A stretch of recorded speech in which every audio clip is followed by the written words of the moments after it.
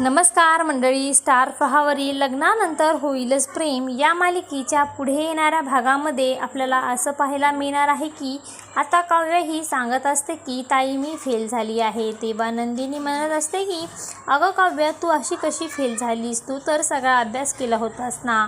तेव्हा काव्य म्हणते की अभ्यास सोडून बाकी सगळ्या गोष्टी माझ्या डोक्यात फिरत होत्या. तेव्हा नंदिनी म्हणते की अशा कोणत्या गोष्टी तुझ्या डोक्यात फिरत होत्या. तेव्हा काव्य म्हणते की माझे मन एक्झाममध्ये लागतच नाही.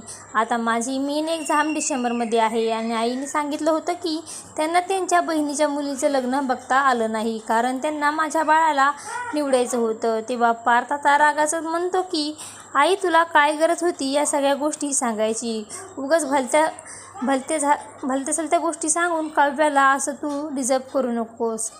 आणि आता मानिनीच्या मनाला लागत असतं पण सगळ्यांमध्ये आगीत तेल ओतायला काम वसुंधरा करत असते आणि म्हणते की अरे पार्थ तू बायकोच्या एवढ्या आहारी गेलास की स्वतःच्या आईवर ओरडून बोलतोस.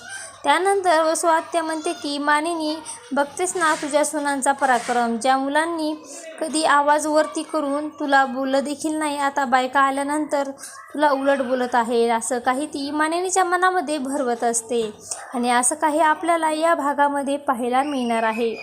अशाच मालिकेचे नवनवीन अपडेट पाहण्यासाठी आपल्या चॅनलला लाईक करा, शेअर करा आणि सबस्क्राईब करायला विसरू नका. धन्यवाद.